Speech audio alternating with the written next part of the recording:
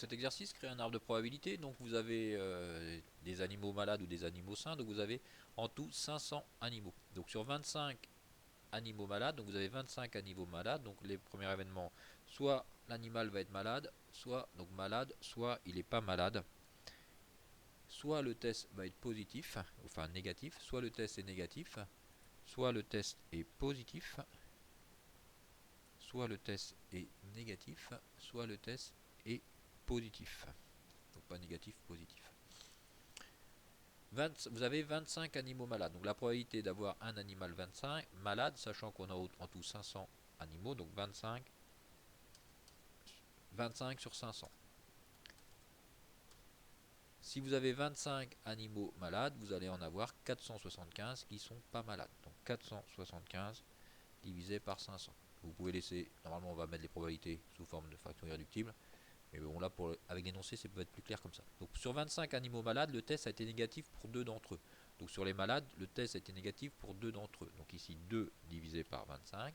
Si le test a été négatif sur ces 25, donc il a été donc positif pour 23 animaux. Sur 475 animaux sains, le test a été positif pour 10 d'entre eux. Donc il a été positif pour 10 d'entre eux. Donc 10 sur 475. Et s'il a été positif pour 10 d'entre eux, il a donc été négatif donc, pour le reste, donc 465 divisé par 475. Donc voilà l'arbre de probabilité. Je vous le redonnerai en mettant des fractions irréductibles. Alors après, vous aviez à déterminer, calculer P de M. Ben, ça, vous l'avez déjà. C'est quoi P de M? Ben, c'est 25 sur 100. P de M, il est là. Donc la probabilité P de M, ça va donc être égal à 25 divisé par 500. Sous forme de fraction irréductible ou nombre décimal, donc 0,05. Calculer la probabilité que le test soit négatif, sachant que l'animal est malade. Donc l'animal est malade, calculer la probabilité que le test soit négatif. Donc négatif, sachant que l'animal est malade. Ben, la réponse, elle est ici. Donc 2 sur 25. Et ça se note. Donc l'animal, donc ça va se noter. Donc c'est la probabilité que l'animal, que le test soit négatif. Donc P de N, sachant que mon animal est malade. Donc c'est P de, sachant qu'il est malade, donc en indice, P de N sachant M.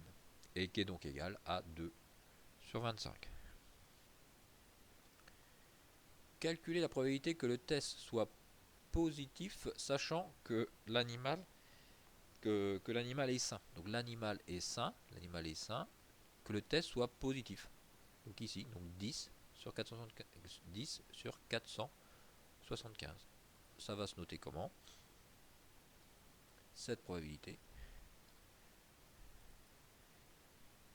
Donc l'animal, sachant que l'animal est sain, donc la probabilité d'avoir M bar, donc sachant M bar, la probabilité que le test soit négatif, donc bar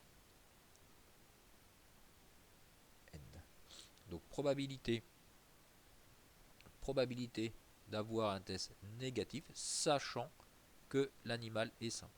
Et donc la probabilité pour celui-là, on a dit que la réponse, elle est ici, donc 10 sur 475. Donc on mettra les probabilités sous forme de fraction irréductible. Calculer la probabilité d'avoir un animal malade avec un test négatif. Bah donc ça c'est la probabilité d'avoir M et un test négatif, donc M et N. Donc ici on cherche. Donc la probabilité d'avoir M et N. Donc M, intersection N. Et on a dû voir en cours que là, cette probabilité-là, probabilité de M inter N, bah, c'est égal à P de M, donc 25 sur 500, multiplié par P de N sachant M, donc multiplié par 2 sur 25. Donc 25 sur 500 multiplié par 2 sur 25. Qui va donc nous faire donc 0,04 ou 2 sur 500 ou 1 sur 250.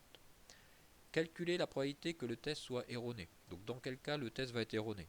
Donc le test va être erroné, donc dans deux cas. Soit votre animal va être malade, donc la probabilité d'avoir un animal malade avec un test malade avec un test positif. Donc première erreur du test. Donc l'animal est malade mais il a un test positif. Donc malade et positif. Et deuxième façon d'avoir un test erroné, votre animal va être sain, donc pas malade, avec un test négatif. Donc deuxième façon de se tromper. Donc deuxième façon de se tromper, votre animal n'est pas malade. Votre animal n'est pas malade, mais son test, lui, est positif. Mais son test, lui, est positif. Donc on doit donc calculer ces deux probabilités. Donc M inter n bar, donc ça va être 25 sur 500 multiplié par 23 sur 25, plus P de M bar, donc 475 sur 500, multiplié par 465 sur 475. Donc ce qui va donc nous donner, au final, la probabilité d'avoir un test erroné qui va être de 0,024.